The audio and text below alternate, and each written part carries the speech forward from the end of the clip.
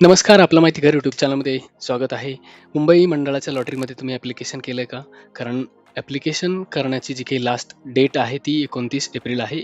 आजपासून बरोबर 1 आठवड्याचा कालावधी आहे, की जे ॲप्लिकेशन करण्यासाठी मुदत दिलेली आहे. याच्यानंतर मुदतवाढ होईल ना होईल माहीत नाही.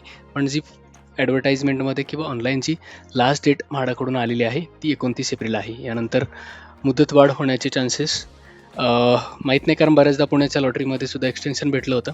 मुंबई मंडळासाठीच्या लॉटरीमध्ये एक्सटेन्शन भेटेल न भेटेल माहीत नाही.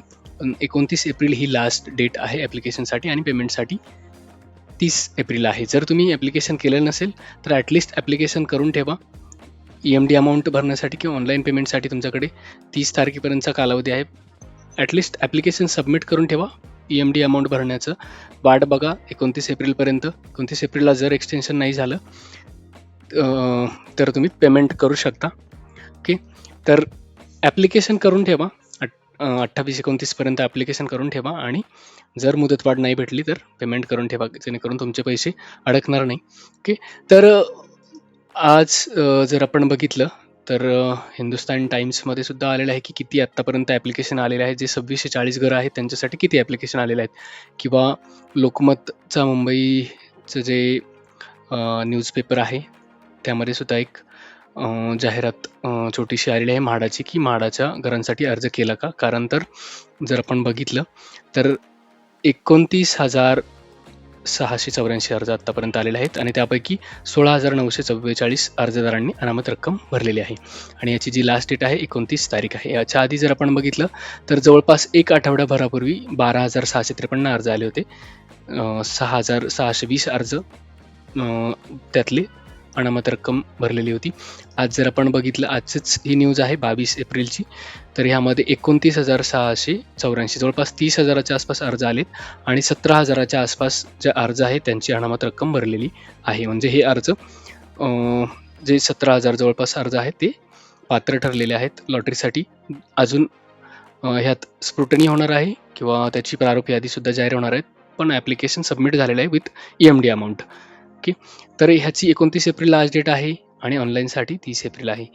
तर जर तुम्ही ॲप्लिकेशन केलेलं नसेल तर नक्की तुम्ही चेक करा, स्कीम चेक करा. तुम्हाला आवडली तर नक्की ॲप्लिकेशन करा. बऱ्यापैकी जर आपण म्हाडा लॉटरीचं जर आपण ॲनालिसिस करायचं म्हटलं तर जे उत्पन्न गट म्हाडाने ठरवलेले आहेत, मध्यम, LIG किंवा EWS, ह्या 3 उत्पन्न गटांचं जे काही इन्कम दिलेलं आहे की 6 लाख, 9 लाख आणि 12 लाख, आणि जे उच्च उत्पन्न गट आहे ज्याचं की आम्हाला मर्यादा नाही दिलेली, पण अशा जे उत्पन्न गट या ठिकाणी म्हाडाने दिलेले आहेत.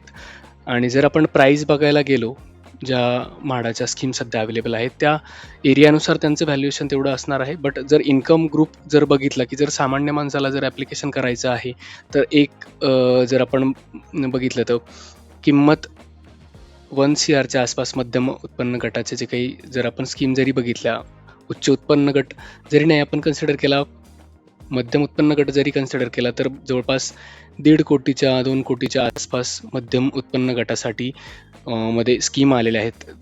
त्यांचं व्हॅल्युएशन जरी तेवढं असणार आहे, पण सर्वसामान्य जो माणूस आहे ज्याचं उत्पन्न जर आपण गट ठरवलेले आहेत, जर त्याचं 12 लाख मध्यम उत्पन्न गटाचा ज्या व्यक्ती आहे त्याचं 12 लाखापर्यंत जर उत्पन्न असेल किंवा त्याच्यापेक्षा कमी असेल, तर तो जर ह्या स्कीमला ॲप्लिकेशन करणार असेल तर तो नक्कीच विचार करणार आहे. एवढी मोठी किंमत जर त्याला द्यायची आहे, घराची व्हॅल्युएशन जरी तेवढं असेल तरी म्हाडाची घरं 5 वर्षापर्यंत विकता येत नाही किंवा भाडेतत्त्वावर सुद्धा देण्याचे चान्सेस कमी आहेत.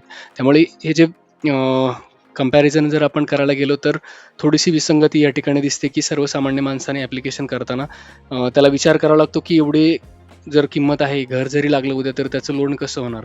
आपल्याला लोन जे होणार आहे ते तुमच्या इन्कमवरच होणार आहे. तर जर उद्या जाऊन तुम्हाला लोन करायचं तर 1.5-2 कोटीपर्यंतची घरं आहेत, तिथं जर ॲप्लिकेशन करायचं म्हटलं तर तेवढं लोन होणार आहे का? सर्वसामान्य प्रत्येक जर एखादा घर जर बघत असेल तर नक्कीच ह्याच्यात थोडीशी विसंगती म्हाडाकडून दिसत आहे, की म्हाडाने नक्की ह्या गोष्टीकडे लक्ष द्यायला पाहिजे, की ज्या किमती आहेत त्याचं नो डाऊट की त्या जस्टिफाय करतही असेल त्या लोकेशनसाठी, त्या स्कीमसाठी. पण सर्वसामान्य माणसाला जर घर घ्यायचं म्हटलं तर ह्या इन्कम ग्रुपमधल्या 6, 9, 12 लाख ज्याचं इन्कम ग्रुपमध्ये जो आहे तो ह्या घरांसाठी कसं ॲप्लिकेशन करेल, किंवा उद्या जाऊन त्याला जर होम लोन करायचं आहे, तर त्याच्या इन्कमवर तेवढं होम लोन होणार आहे का? नक्कीच हा सामान्य माणसाच्या मनात प्रश्न असणार आहे.